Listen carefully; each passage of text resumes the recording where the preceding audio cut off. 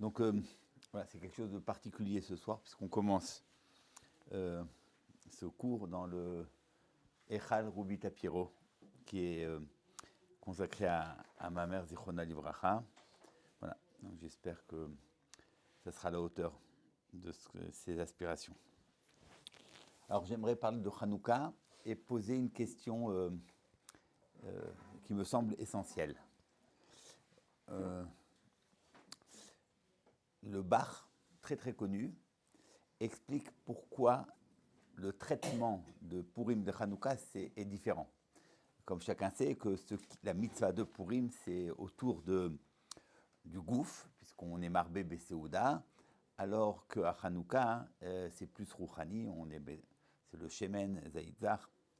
Et il demande pourquoi est-ce qu'à Hanouka, on n'a pas été Kovea, les jours de Hanouka, Yeme Mishte Vesimcha, comme à Purim.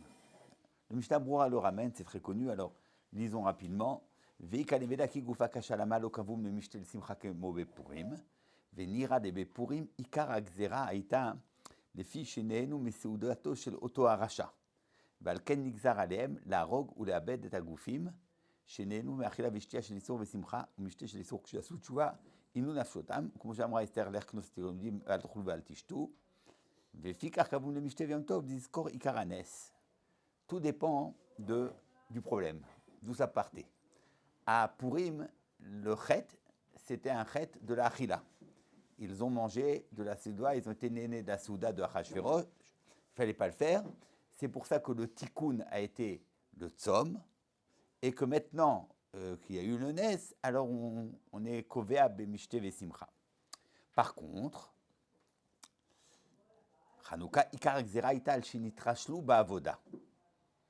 La xéra procédait toujours d'un manque. S'il y a une xéra, c'est qu'il y a un manque du clan d'Israël. Ou le clan d'Israël était en recul dans la avoda. Balken a été xéra, les batel même à avoda. Et la xéra, elle est toujours keneged la itrashlut. Elle frappe toujours là où Israël est faible. Et comme la faiblesse de Israël, c'était dans la xéra, dans la avoda, alors la xéra, c'est dans la avoda. Kedetane abebraïta, chez Gazar, elle oto aracha, les batel atamid. תמיד c'est העבודה. ועוד אמר להם, מצווה אחת יש בידם, אם אתה מבטלם, אותם ידם כבר הם אבודים, וזה הדקת הנרות.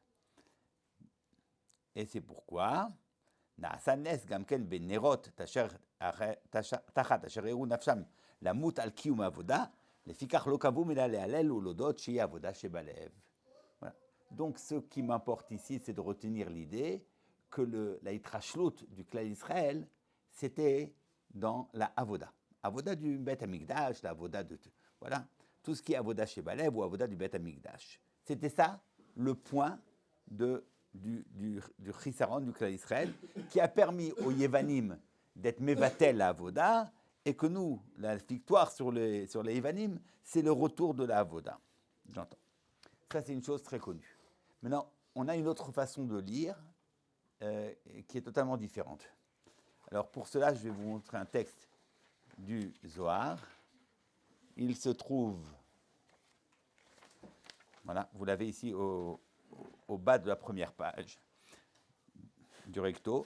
Alors, Shelach Teshlach, c'est un texte qui parle de Shiluach Haken. Et en fait, l'idée centrale sur l'Arken, c'est que quand tu es le Shiluach, bon, on va voir tout de suite. Ada udirti vayishlach et ayona meito. Vitmar vayakob vayi achiatso yatsa. לקבל שלוח תשלח, ואינון תרי טרוחין לקבל שני גירישין, ואינון תרין דרואין, ודאי שלח תשלח את האם, ותבין כלך, נון שיט פרקין דאינון בתרי דורין. טוב, הוא סמך לעשות, אלא בגין דאברין בנאה על פיקודי אורייתא, עשה ולא תעשה, הדאו דכתיבו בפשעיכם שלחם עמכם. ויוסף שלח את היונה מאיתו, דא עמודה דמצאיתא, מן גרים, בגין דישראל עברו על אורייתא. ויחל עוד 7 ימים אחרים, דא 7 יומי השביעה דקליל 7 שבתות, ומן גרים דתחחת מיני, בגין דעברו ישראל על עוד שבת וימים טובים ועוד ברית. De quoi parle-t-on?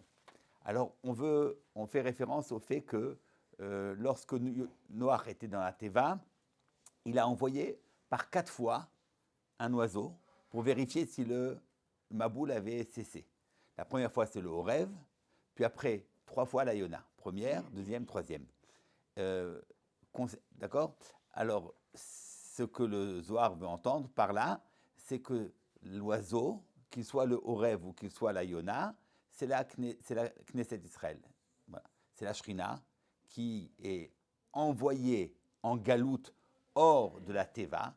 La Teva, c'est le Makom du Kodesh, c'est le d'Aaron Abrit, dit le Zohar. C'est le Aaron Abrit, c'est le lieu de la Kdusha. Envoyer l'oiseau, c'est en fait un principe de galoute. Et lorsque l'oiseau revient, c'est que la galoute prend fin. Donc, comme il y a 4 fois où on a envoyé un oiseau, c'est les 4 galouillottes. Première galoute, c'est celle du Horev. Alors évidemment, Horev, pourquoi le Horev c'est la Knesset Israël. Bon, Yitzhak est comparé au Horev, David Amelech est comparé au Horev. Première galoute. Deuxième galoute, celle de la Yona.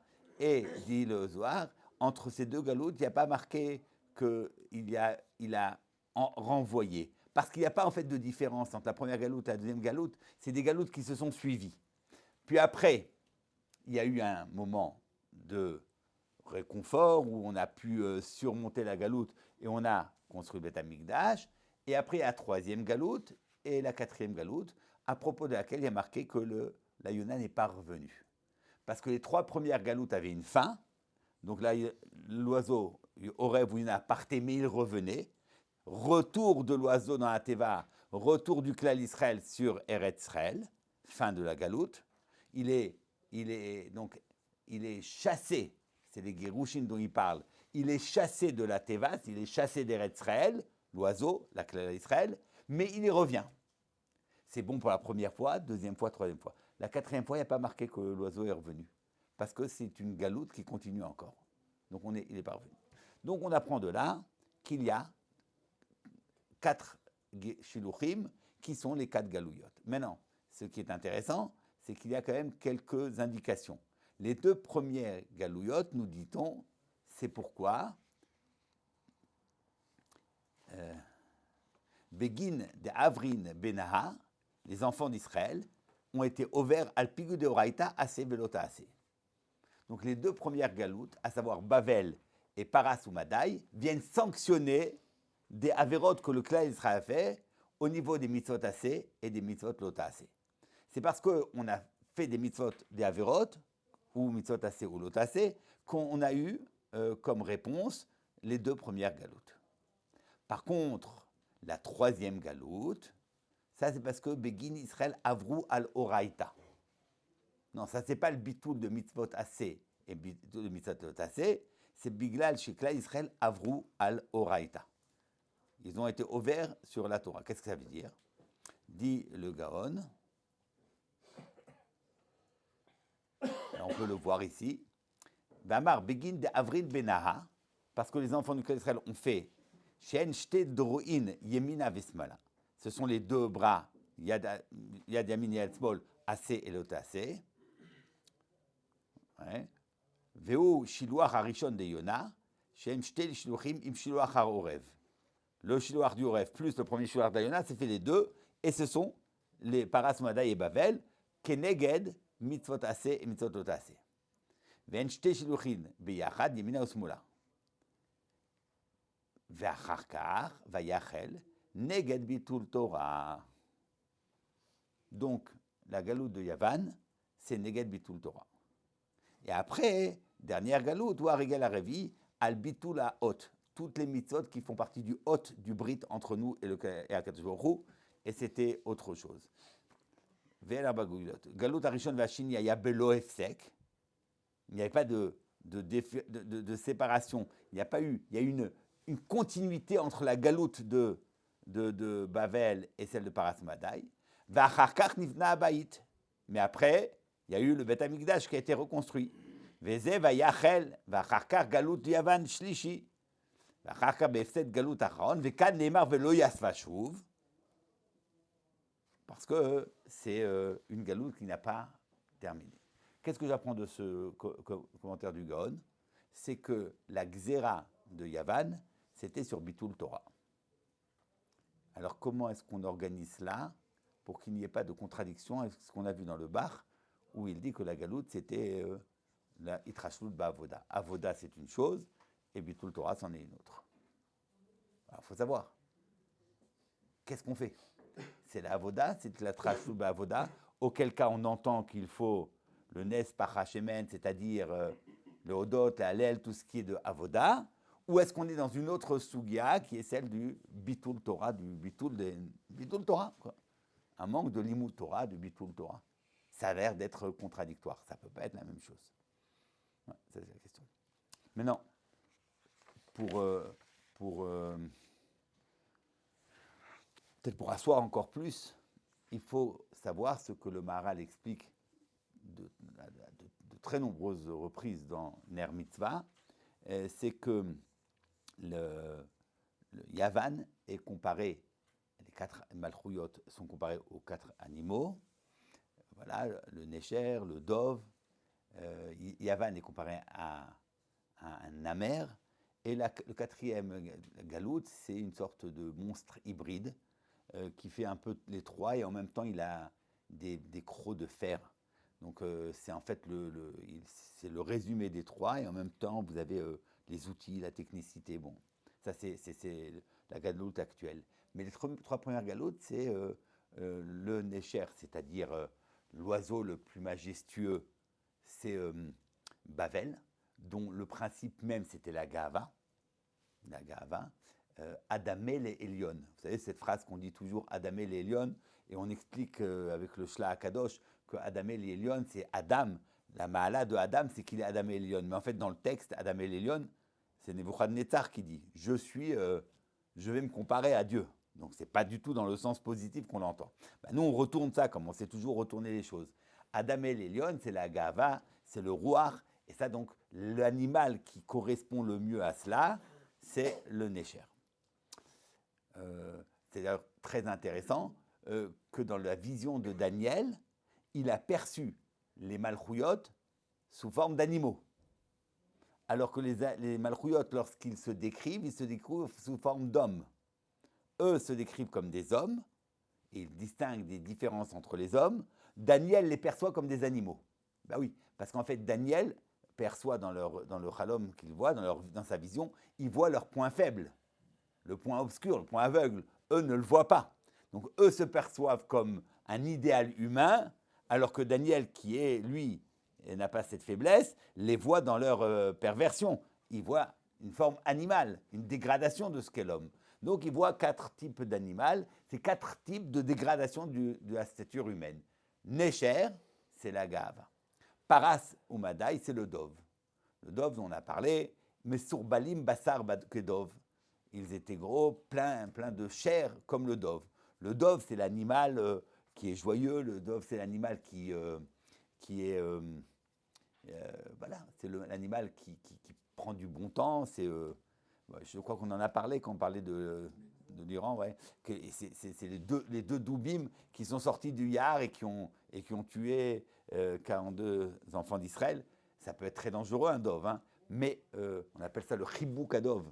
Le chiboukadov, c'est un dove vous s'en sert et il veut vous faire connaissance du bien, mais en fait, il vous étouffe. C'est le dove. Le dove, c'est Balou. Voilà. C'est Balou. Balou, c'est, voilà, il prend du bon temps, la vie est belle, faut prendre. Mais sur Balim Bassar Kedov. Ça, c'est le corps, c'est le gouffre. C'est un monde qui est adonné au plaisir du corps. Ce n'est pas du tout le pouvoir. Donc, si on veut traduire, Bavel, c'est le pouvoir, l'autorité. Et on sait que Nebuchadnezzar, Bilbel est à Olam. C'est-à-dire qu'il s'est amusé à faire des déplacements de population. Toute la journée, pas tout le temps. Des déplacements de population, Bilbel. Jusqu'à ce que les gens ne se reconnaissaient plus. Pourquoi il faisait ça? Parce que ça donne autorité et pouvoir sur les gens.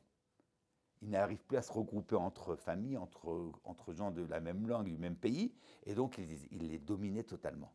Donc lui, il avait une volonté de pouvoir, de puissance. Mais pas pour le plaisir que ça lui offrait, le pouvoir.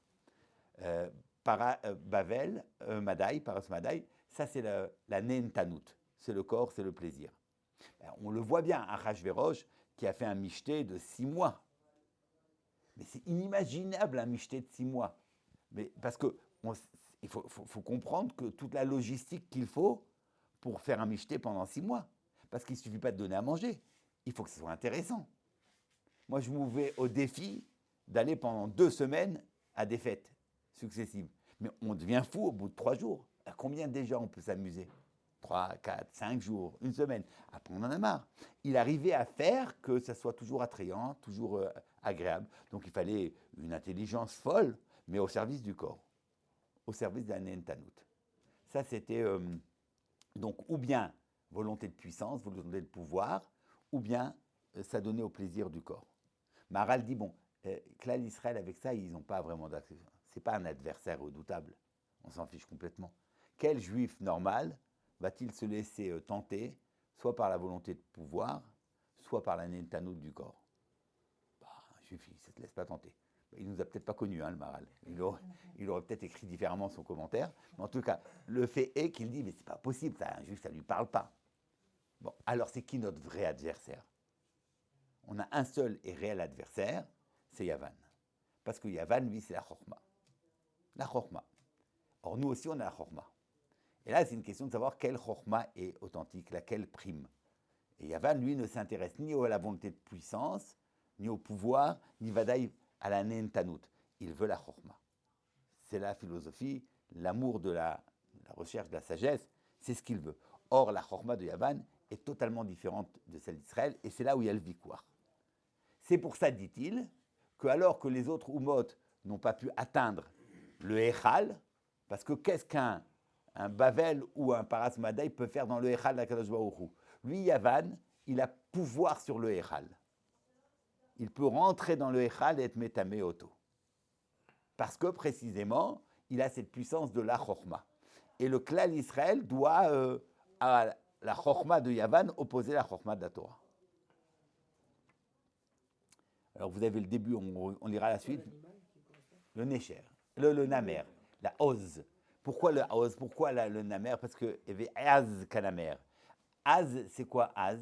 La Azout, c'est ne pas se laisser influencer. C'est ne pas être influencé, mais être au contraire acteur et pas passif. Si tu te laisses influencer, ça veut dire que tu subis l'action de quelqu'un d'autre. Celui qui est Az, il agit. Il est acteur. Le koar du Sechel, c'est ça ce koar-là. Et c'est pour ça que le koar du Sechel se donne dans la Azout de Yavan. Mais ça, c'est une ma'ala du Sechel. Évidemment, ils la pervertissent au bon du terme. Mais il y a chez Yavan cette dimension-là. Et c'est pour ça, dit-il, que Yavan peut pénétrer au plus profond du Echal et être métamé. Alors vous l'avez, je vous ai sorti un, ça se trouve partout. Alors j'ai pris un texte parmi d'autres, qui a Yevanim, mais c'est le plus connu, qui a Yevanim ayu metamim et Echal, Ner Mitzvah. Je me rends compte que je suis matique d'un texte, mais ça ne donne pas très bien. כי היוון אם היותם את האחד, שכך כוח יוון מיוחד להתגבר על האחד יותר מכל האומות, וסימן לדבר, אחד עולה למספרו סמך ה'. אחד, הגמטריה de אחד, c'est 65. ה' י' כ' למד, 65. להורות כי יש למלכות יוון כוח גובר על האחד, ובזה מטמאים בשביל שתלימו את האחד. והשם יתברך רצה בעבודת ישראל. Yavan, c'est 66. 66, c'est dépasse le 65. Donc Yavan a pouvoir sur le Echal. 66, un de plus que le Echal, il a pouvoir. Ou l'écart, Naase, Nes, Binerot, Kaivanim, Ayou, Metem, Mitachal, etc. Bon, on va voir. Bon. Donc on verra tout de suite, enfin plus tard, comment alors on s'en sort de cette. Il faut pouvoir dominer le Echal, le Yavan. Alors le Echal lui-même n'est pas suffisant. Le Echal Kocho, le Echal à Kodesh, où se manifeste la présence d'Hachem, elle ne résiste pas à Yavan. 66. Il va falloir trouver quelque chose, on verra ce que c'est.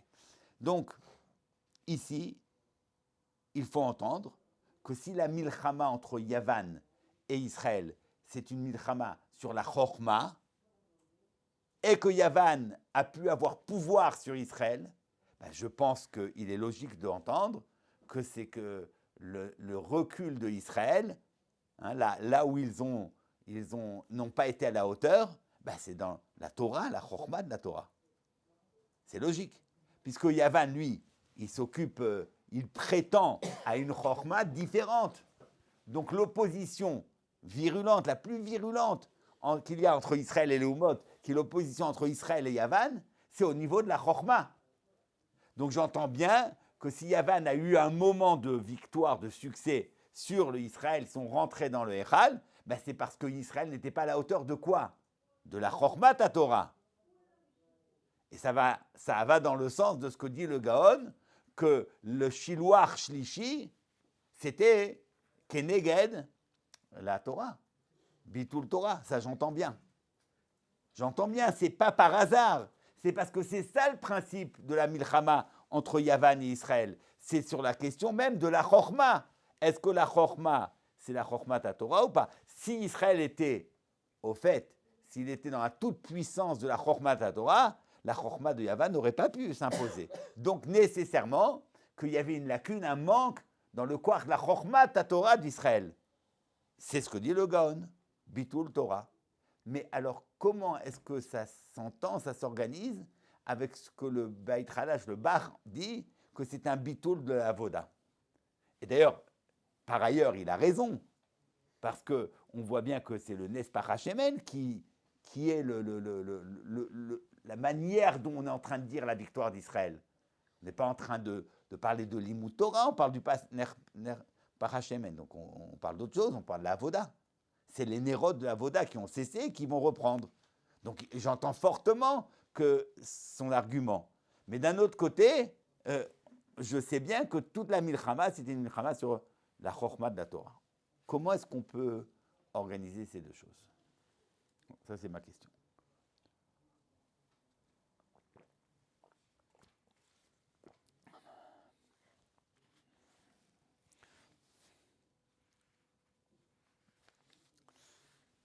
Alors, peut-être, je propose. Il y a toutes sortes de mitzvot qui sont faites ou le jour ou la nuit. Et d'autres sont faites et le jour et la nuit.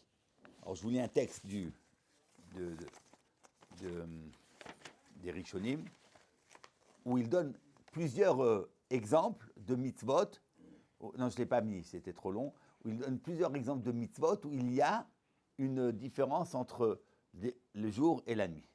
Alors, il donne Korban Atamid, Boker et Erev. Il y a Ktoret, Aktarat Aktoret, Mané Bechol Yom, Machatito Boker, Machatito Erev, Shachrit Arbaim. La Adlaka de la Menorah, Boker et Erev.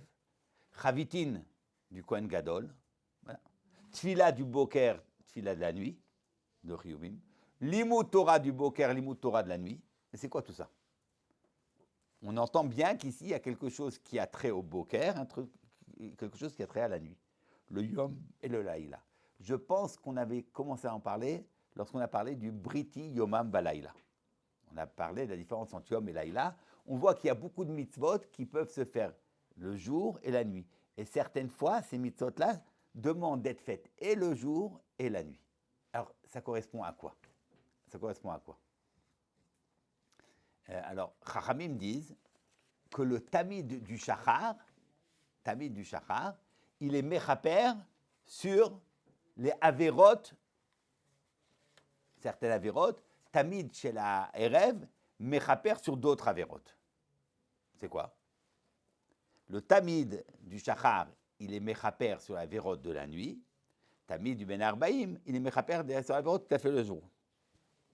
Donc en fait, s'il y a deux korbanot, c'est parce qu'il y a deux types de averot. Les avérotes que tu as fait dans toute la journée, tu as passé une journée, tu avais plein d'avérotes. Arrive le tamid ben arbaïm, juste à la fin de la journée, et ce tamid-là, il doit être mechaper sur toutes les avérotes que tu as fait dans la journée. Après, tu passes toute la nuit, tu as fait encore des avérotes, eh bien, il faut être mechaper. Il faut être mechaper, les avérotes de la nuit, par un nouveau korban tamid. Voilà le texte de Chazal dans le Midrash. Non, écoutons, je ne comprends pas.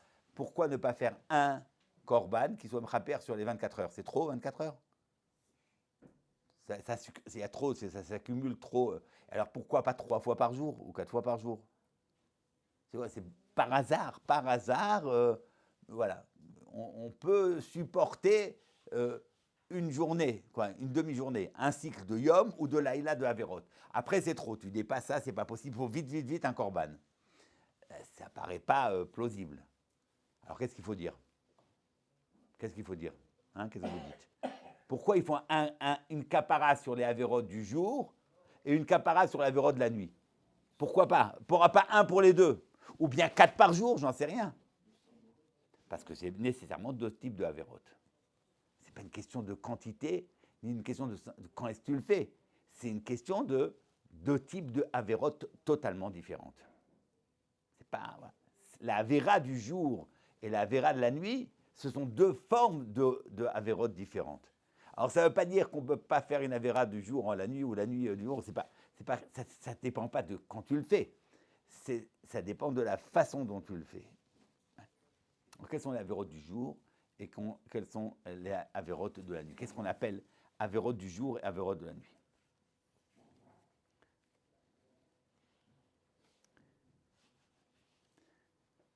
Alors,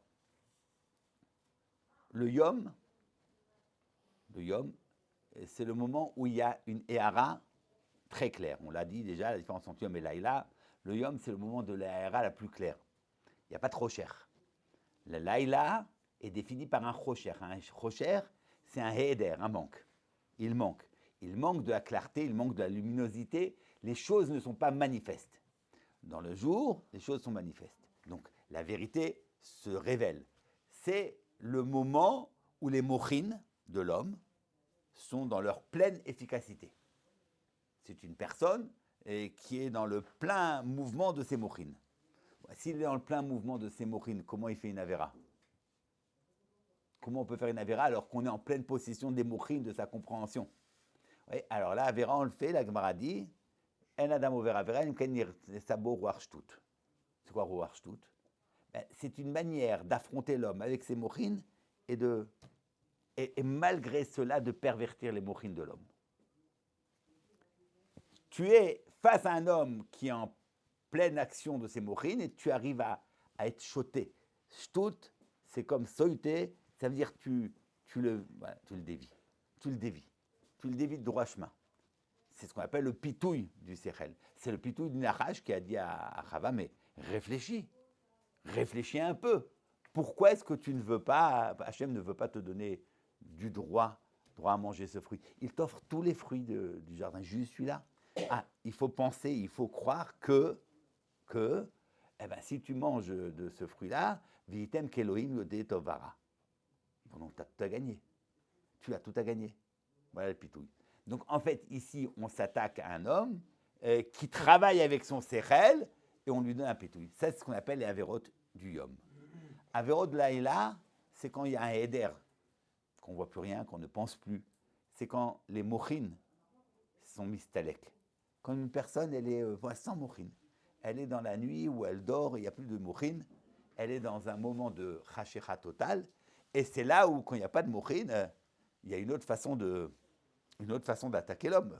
Quand il n'y a plus de mochine qui dirige le corps humain, le corps se laisse aller à d'autres passions et pulsions, puisqu'il n'y a pas le moar qui peut diriger. Comme dit le Maral tout le temps, être maître de soi, la royauté, pour pouvoir régner sur quelqu'un, il faut d'abord pouvoir régner sur soi. Seul quelqu'un qui sait gouverner son propre être peut gouverner quelqu'un d'autre. Man malché Rabanan. Qui peut être appelé Meller? C'est les Rabanan. Pourquoi les Rabanan? Parce que les Rabanan savent se gouverner soi-même. Si tu sais te gouverner toi-même, tu peux gouverner les autres. Si tu n'es pas capable de te gouverner toi-même, comment tu vas pouvoir gouverner quelqu'un? Et en quoi un Rabanan sont capables de cette puissance de se gouverner? Parce que le Meller dit Maharal, ce sont les otiotes de Moach Lev Kaved. Meller, Moach Lev Kaved. Quand tout commence à partir des mochines, le Moach dirige, alors il crée, il dirige ou il donne direction aux lèvres, aux envies, et puis alors ce lèvre qui ne désire que ce que le Moach lui a montré comme étant sûr et clair, il va pouvoir faire taire les passions du corps, du kaved. Si par contre il y a un silouk des mochines, eh ben, tu n'es plus Meller. Tu n'es plus Meller, et quand tu enlèves le Meller, tu es Koulolev. Tu es Lev Kaved et tu es Kelev. Tu deviens Kelev. C'est pour ça que Gemara dit Ana Malkana, je suis roi et pas Kelev. Ouais, bon, enfin, moi je ne suis pas un Kelev, je suis un roi. Bah, peut-être qu'entre le roi et le Kelev, il y a quand même d'autres choses, quoi. Bah non, c'est ou t'es Meller, c'est ou t'es roi ou t'es Kelev, il n'y a pas d'autre chose.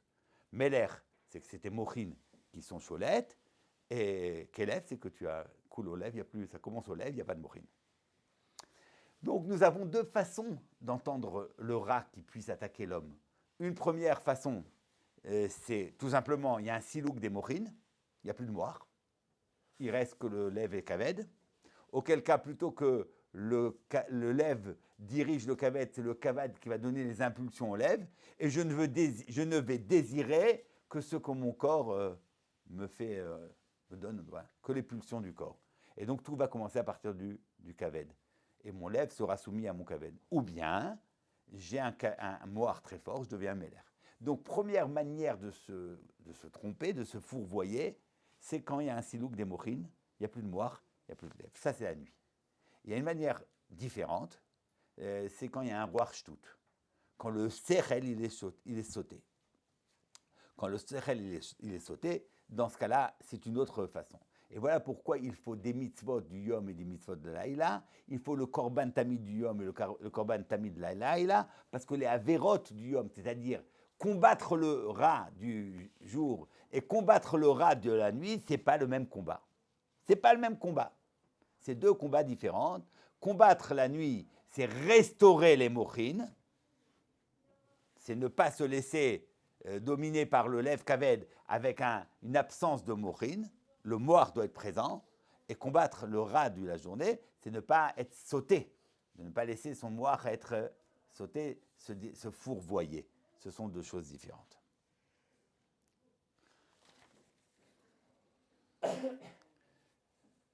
Oui, est-ce clair?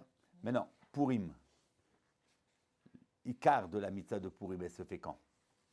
Kéat Megillah, c'est en journée. Icar de la mitzvah de Hanouka se fait la nuit. Ça voudrait dire que le milchama de Purim, ce qui était un jeu à Purim, c'était le rat qui s'exerce en journée. Ce qui est en jeu à Hanouka, c'est le rat qui s'exerce la nuit. Ça voudrait dire qu'à Purim, la question était de savoir, est-ce que les mochines sont yesharim, sont droits, ou est-ce qu'ils sont sautés bas derrière? Et ça, c'était le ratson de Amalek, de Haman, que le Ham devienne Ovdei Avodazara. Ça veut dire qu'il y ait une stia, qu'il y ait un détournement, que le Sechel soit dévoyé. Ça, c'est Purim. Donc Purim, c'est une question de comment faire pour que le Sechel ne soit pas dévoyé. Hanouka, c'est autre chose.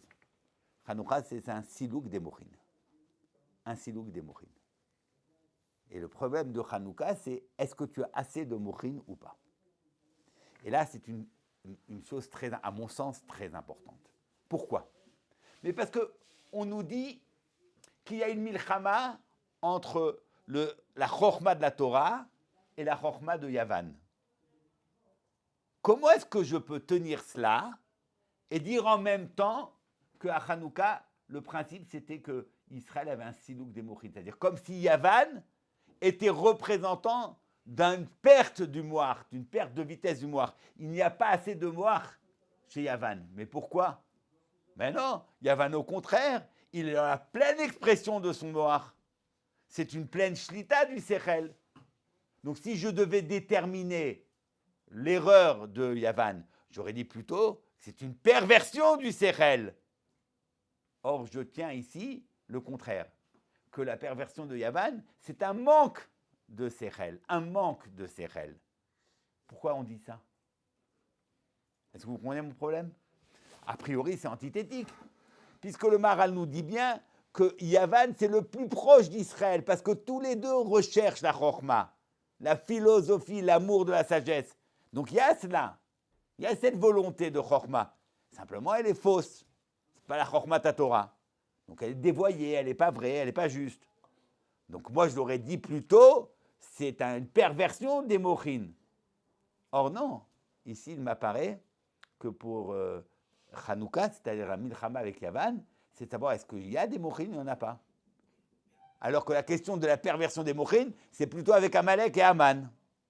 Je ne comprends pas. Alors, je pense qu'ici, c'est important de comprendre. On ne peut pas dire que la Chorma de Yavan, elle est dévoyée. Elle est fausse. Mais c'est pas vrai. C'est tout simplement pas vrai. Rien dans Yavan n'est faux. Qu'est-ce qu'ils ont de faux? Maharal, d'ailleurs, le dit très bien. On n'a même pas besoin de Maharal, mais il le dit. Il dit, Aristote, il ne s'est pas trompé, tout ce qu'il dit. C'est juste. Le Rambam qui fait l'éloge d'Aristote, presque arrivé à la Darga de la Névoie, c'est pas rien. C'est pas rien. On ne peut pas simplement, comme ça, d'un revers de main, balayer la Grèce et dire, bon, c'est des petits rigolos, c'est des plaisantins. Ben non, ce n'est pas des plaisantins. C'est tout sauf des plaisantins, ils sont très sérieux. C'est un art consommé, la philosophie. C'est une volonté de comprendre voilà, c'est d'entendre très bien, c'est bon, tout s'entend. Alors, où est l'erreur? Est-ce que nous qui pensons la Chokhmat Torah, qu'est-ce qu'on dit? Que, non, Yavan, leur Sechel, les voyez, on ne dit pas ça. Qu'est-ce qu'on est en train de dire? On dit simplement à Yavan, vous voulez exercer le Koach HaSechel? Allez-y, on est avec vous. Mais allez jusqu'au bout. Ne vous arrêtez pas en chemin. Va jusqu'au bout de l'effort. Comme Avraham Avinu. Avraham Avinu, il a fait un effort énorme. Il a fait cet effort de Hakarat Aboré par son Sechel. Mais il est allé jusqu'au terme de cette avoda, du Sechel, qui lui a permis d'entendre que ce Sechel-là, parce que à travers même le Sechel, par l'exercice même du Sechel, tu atteins les limites du raisonnable. Tu atteins les limites du raisonnable. Et tu comprends que tout n'est pas raisonnable, tout n'est pas raison, tout n'est pas explicable. Tu entends qu'il est faux de dire que le réel est raisonnable. Non, le réel n'est pas raisonnable. Cette phrase clé de Yavan, le réel est raisonnable. C'est-à-dire tout ce qui existe, tout ce qui est réalité est perceptible par la raison. Non. Mais cette façon d'Abraham de dire que Yen Bira Belomanig, d'entendre qu'il y a nécessairement quelque chose au-delà même de ce que le Sechel peut entendre, qu'est-ce qui lui a permis à Abraham? Par quel moyen il y est arrivé? Par le Sechel. Par le Sechel. Donc, ce qu'on reproche à Yavan, ce n'est pas d'avoir trop réfléchi. Et nous, on dit non, mais non, nous, on ne réfléchit pas, on a la Emunat Mima. Eux, ils font de la philosophie toute la journée, ils pensent tout le temps. Donc, il ne faut pas faire tout ça, il ne faut pas réfléchir trop, il faut avoir la Emunat Mima, on croit en Hachem. Voilà, Hachem, il est bon, Hachem, c'est bon, et voilà, c'est tout. Commence pas à te prendre la tête. C'est pas ce qu'on dit, nous, à Yavan. Tu veux réfléchir? Vas-y, raisonne, bien sûr. Mais va jusqu'au bout, t'arrête pas en chemin. Si par décision, tu t'arrêtes parce que tu as décidé que seul ce que ton Sechel peut entendre est vrai, que le réel est raisonnable, je suis en train de dire en français ce que le Ramban dit sur Aristote et ses Talmidim Rechaim, Arurim, qui ont Egis Libam, qui ont cette chutzpah de penser qu'il n'existe que ce qu'ils peuvent voir et en comprendre. Et tout ce qui n'est pas visible et perceptible par leur entendement n'existe pas. Ça, cette phrase du Ramban, c'est dire, ne viens pas me dire que le réel est raisonnable. Parce que quand tu vas jusqu'au bout de ta avoda du Sechel, tu entends bien que le Sechel lui-même te montre son impossibilité de tout expliquer. Et donc, nécessairement, il fait appel à quelque chose qui est au-delà du Sechel. Ça, c'est l'avoda de Yavan. Pour nous, donc,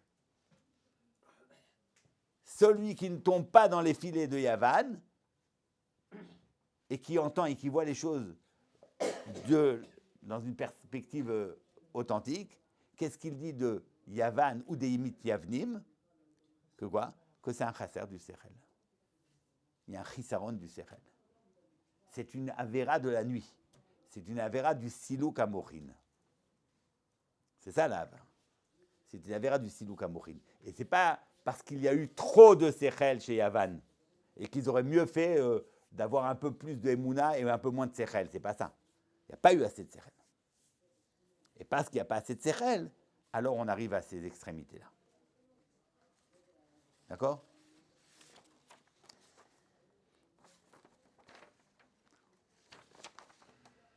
Maintenant,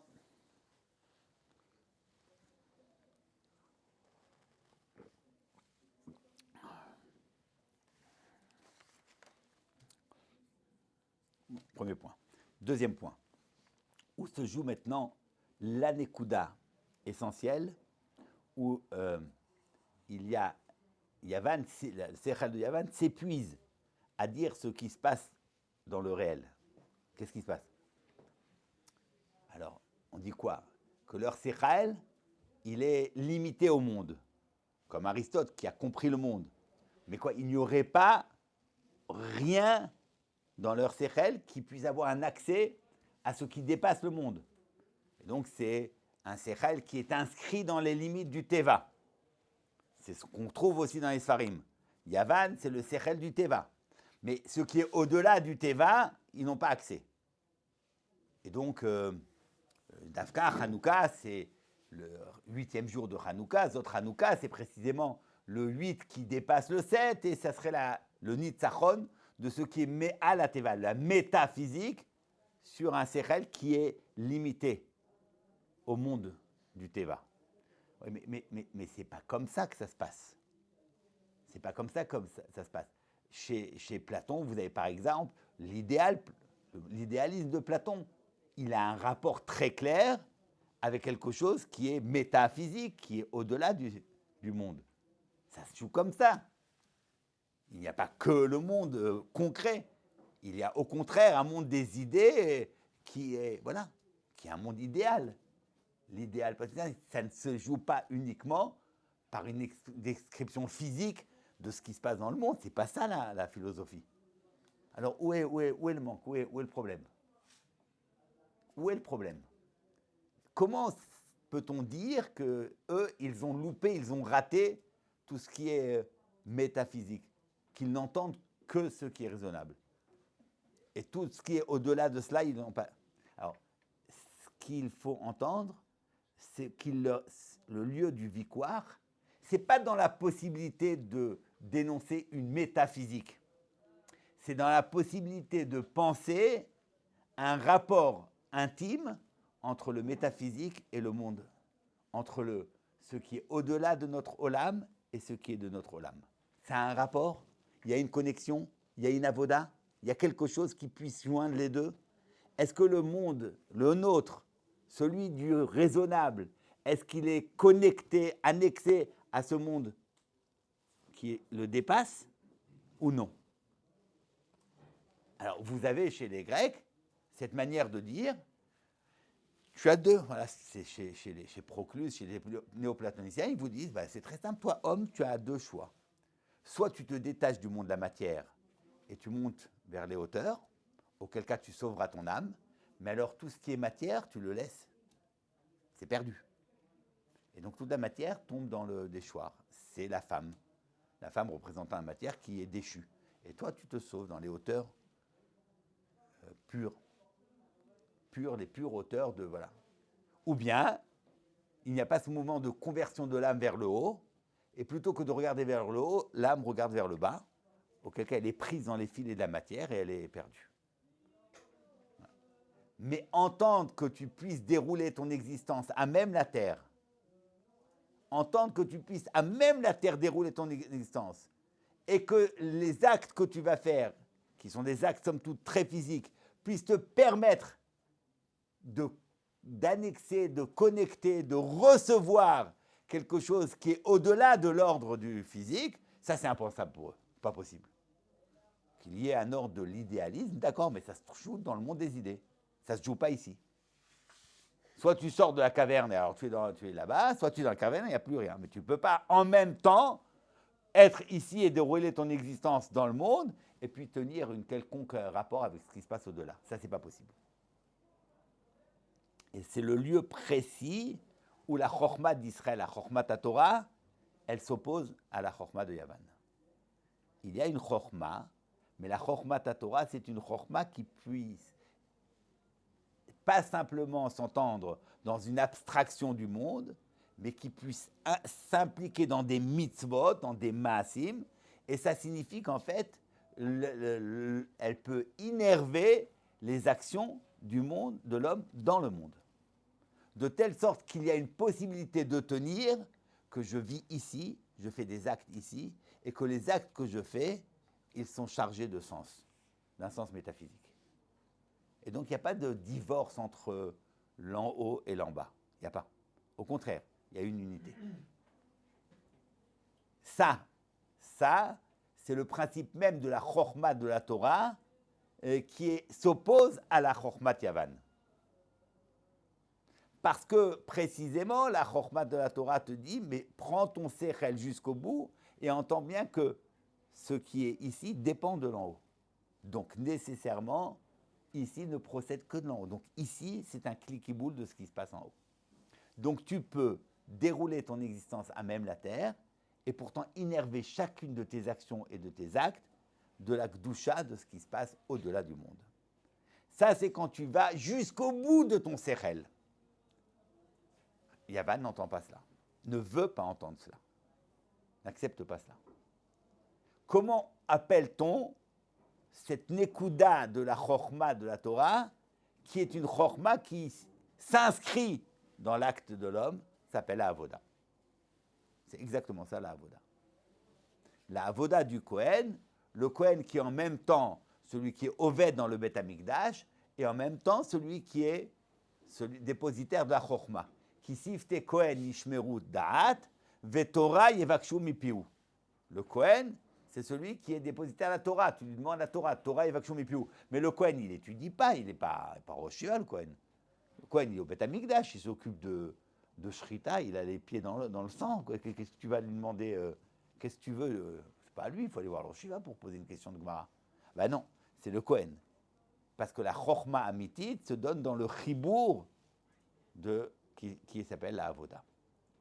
C'est ça la chorma amitit. Donc si nous parlions d'un chisaron de Israël, où ils avaient un manque dans leur chorma, dans chorma Torah, où ça se jouait. C'est quoi bitul Torah? C'est pas qu'ils n'ont pas étudié assez. C'est pas ça ce qu'on reprochait au clan Israël. Vous n'avez pas étudié assez, pourquoi vous jouez aux échecs plutôt que d'étudier? C'était pas ça la question. C'est Yitrashlu Ba'avoda. C'est une impossibilité d'entendre que cette Torah soit une Torah qui puisse s'inscrire dans la Avoda Ma'asit. D'un chibou en Shamaim Haaretz. Ça ne s'entendait pas. Et là, quand tu flanches sur ce point-là, ben, tu as perdu face à Yavan. C'est Bédiouk ça ce que tu as perdu avec Yavan. Donc dire ce que le Gaon dit que c'est Neged Bitul Torah, ou dire ce que le Bar dit que c'est un chisaron dans la Avoda, ça relève de la même chose. Il n'y a pas de contradiction, c'est le même principe. Maintenant qu'on a gagné la guerre, quel rôle alors, nous, on doit entendre cette possibilité d'avoda pour restaurer la... Maintenant, évidemment, si tu es chômeur à l'avoda, mais tu n'étudies pas, mais c'est pas de là. Ça, on ne parlait même pas de ça, de celui qui n'étudie pas. Parce qu'il n'étudie pas, on n'en parlait pas. C'est pas lui qui était le lieu du Yavan. Ça, c'est Stam Batlan. C'est pas de ça dont on parlait. On parle de quelqu'un qui va étudier, mais qui n'entend pas ce que c'est que le limoud. Il n'entend pas que le limoud puisse être autre chose qu'une abstraction. Ou bien, s'il entend le limoud comme étant quelque chose qui s'adresse au monde, il comprend que c'est juste un ordre, c'est des mœurs. Comment organiser sa vie ici-bas? Et alors, il déconnecte complètement. Alors, vous avez les techniciens du limoud, vous avez les métaphysiciens du limoud, et puis, c'est ni l'un ni l'autre. C'est les deux ensemble. Mais alors, si quelqu'un n'étudie pas, il n'est pas dans cette souga. S'il n'étudie pas, il n'étudie pas, donc on n'en parle même pas. Mais ce n'était pas cela. C'est pas ça que était la question.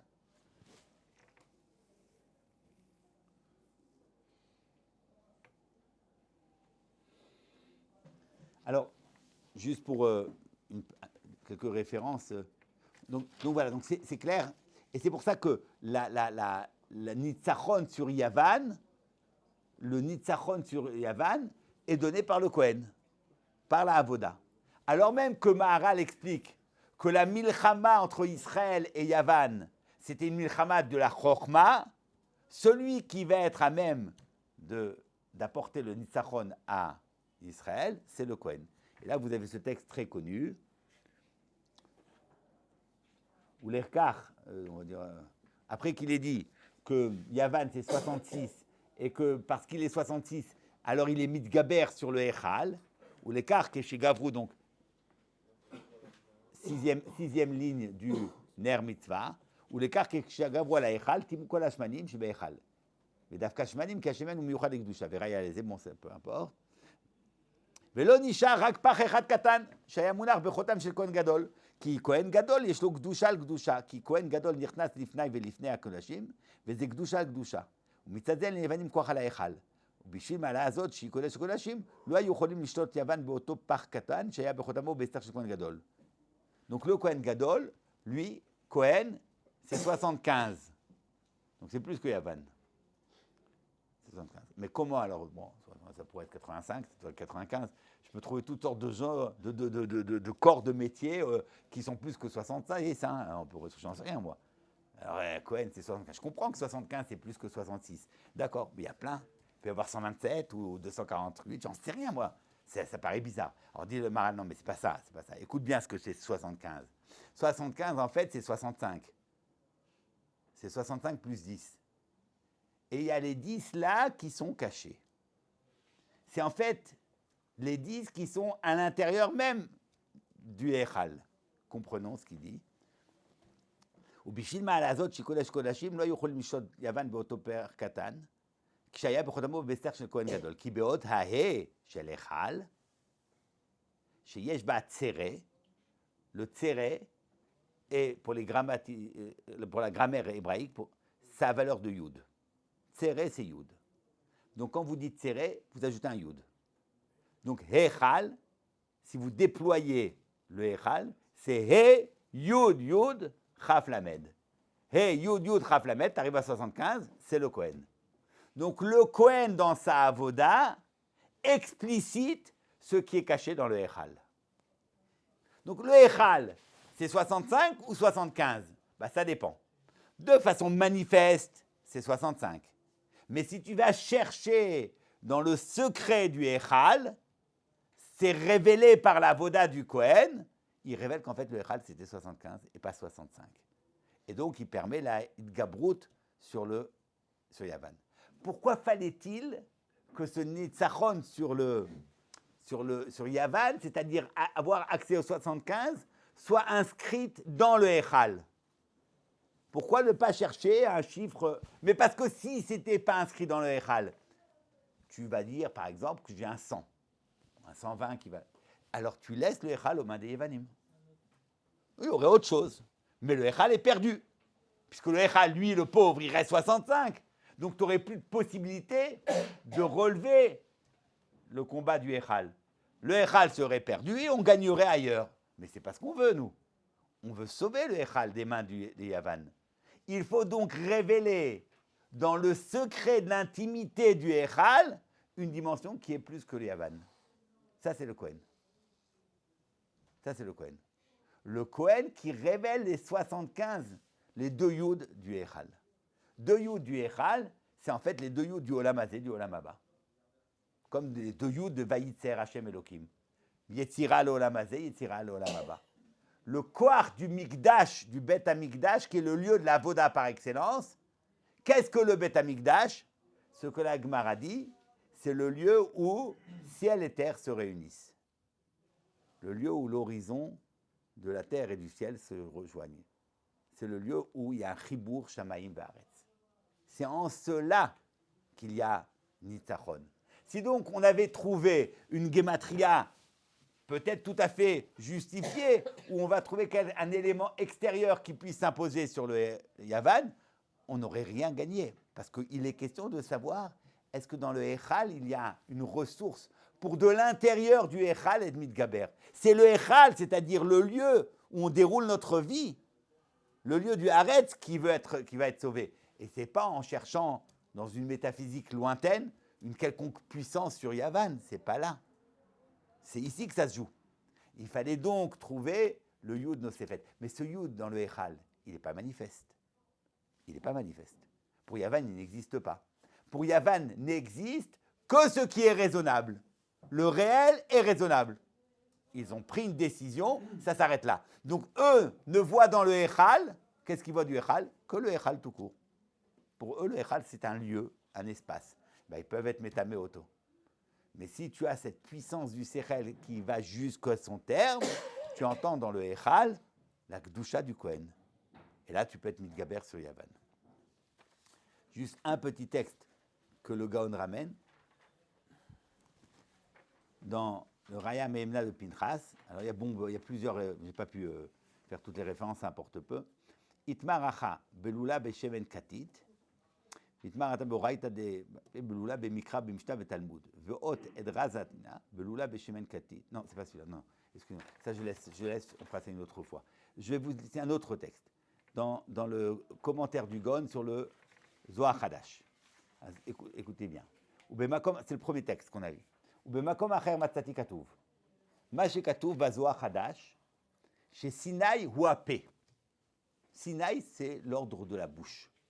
Pourquoi Sinaï serait référencé à la bouche?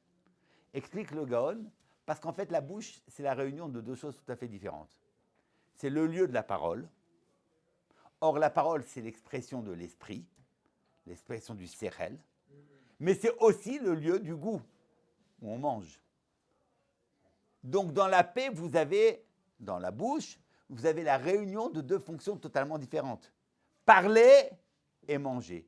Parler, c'est une avoda de l'esprit, et manger, c'est goûter. Ça relève du corps. Et c'est d'ailleurs extraordinaire d'entendre que dans paix, vous avez ces deux facettes. Ces deux facettes. En règle générale, Akadosh Baruch Hu a construit le corps humain de telle sorte que chaque membre corresponde à une fonction. On voit avec les yeux, on entend avec la bouche, avec les oreilles, pardon. Il aurait pu créer Akadosh Baruch Hu un organe qui serait les yeux, où on peut en même temps voir et entendre. Non, il ne peut pas faire ça. Chaque fonction de l'homme, on lui attribue un organe particulier. La vision, c'est les yeux. Écouter, c'est l'oreille. Dans la bouche, c'est différent. Dans la bouche, vous avez la réunion de deux fonctions totalement différentes, qui sont la parole et le goût. Pourquoi? Parce que précisément, paix, c'est Sinaï. Sinaï, c'est le paix. C'est la réunion de la parole et du goût, la réunion de manger et parler, de ce qu'on appelle l'ordre de l'esprit du sechel et de l'ordre du gouffre. C'est là où il y a Matan Torah, c'est le lieu d'Akdusha. C'est ça la Chokhmah de la Torah. La Chokhmah de la Torah, c'est dans le chibour du dibour au paix. C'est dans le fait qu'on puisse goûter une sugia. Goûter une sugia, on y trouve du tam. Chazon Ish, lui, il ne pouvait que goûter une sugia. Une fois, ils avaient parlé, alors Chazon Ish a dit, c'est aussi bon qu'un ksota choshen. C'est bon comme un ksota choshen. Qui de nous peut dire quand on mange quelque chose, ça, c'est tellement bon qu'on dirait un prime. Mais ce chibour où on peut goûter la Torah, c'est-à-dire on peut inscrire ce chibour du sechel qui est poël avec le goût, c'est Sinaï, c'est ça le Matan Torah. C'est ça la chokhmah de la Torah. Et c'est en ce point-là où il y a une milchama avec Yavan. Alors, juste, je vous lis le texte. Sinaï ou apé, chez Yadoua, chez Shamaïm Sod Arosh, והארץ הוא הגוף והפה, שתי בחינות. בחינה אחרונה בארבע חושים. התלוי בשם הוויה, bon, peu importe. והוא הטעם שעניינו גם כן במישוש. Donc le P, c'est en même temps l'ordre du dibour et en même temps l'ordre du michouche, du goût, qui est une fonction des sens, l'un des cinq sens. והנה שתי הבחינות שבפה היו בסיני. Ces deux prinotes, qui sont en même temps la parole et le goût, étaient au Sinaï. שם בנה משה רבנו עליו השלום, מזבח, ושם עולות תמיד עשויות בהר סיני, ושם הדיבור. Au Sinaï, il y avait en même temps les corbanotes, donc tout ce qui est de l'ordre de la nourriture, et en même temps le dibour d'Akadosh Baruch Hu. Voilà. C'est en ce point-là qu'il y a Chokhmah Torah. Il y a Chokhmah Torah au Sinaï. Sinaï, c'est la Torah. Et Sinaï n'est pas un dibour, c'est un dibour qui associe le P. C'est-à-dire qui associe la nourriture, qui associe le goût. On mange les rouleaux de Torah, on les mange. Ça se mange. Ce chibour-là, c'est exactement ça, le lieu de la avoda. Le Kohen, c'est le Kohen qui est responsable de la Torah, qui sifte Kohen ishmurudat, mais Torah yivakshu mipiu. Pourquoi est-ce que c'est le Kohen qui est le dépositaire de la Torah? Parce qu'il est celui qui est Oved, qui est le lieu de la avoda. C'est ce point-là. Donc je pense que non seulement il n'y a pas de stira entre le bar et le gaon, mais au contraire, ça relève du même principe. C'est ça le bitul Torah. C'est ça le bitul Torah dont parlait le gaon. Quand Yavan, c'est Keneged bitul Torah, ça ne signifie pas qu'ils n'ont pas assez étudié. Ça signifie que leur étude n'était pas associée à la avoda, et donc il n'y avait pas de klikibou dans leur corps pour recevoir cette avoda, cette Torah.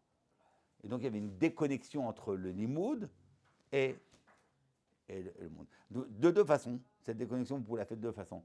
Soit on a une Torah qui est simplement entendue comme un code de loi, pour comment agir, voilà. Auquel cas, cette Torah, donc tu deviens technicien. Ou bien, tu as une Torah où tu es complètement dans l'abstraction et tu oublies ce que c'est une Torah sans Maasim. L'une ou l'autre de ces façons, que tu sois simplement dans la théorie ou que tu sois dans la pratique, tu perds la Torah. Il n'y a pas de distinction chez nous entre théorie et pratique. Il n'y a pas. C'est une seule et même chose.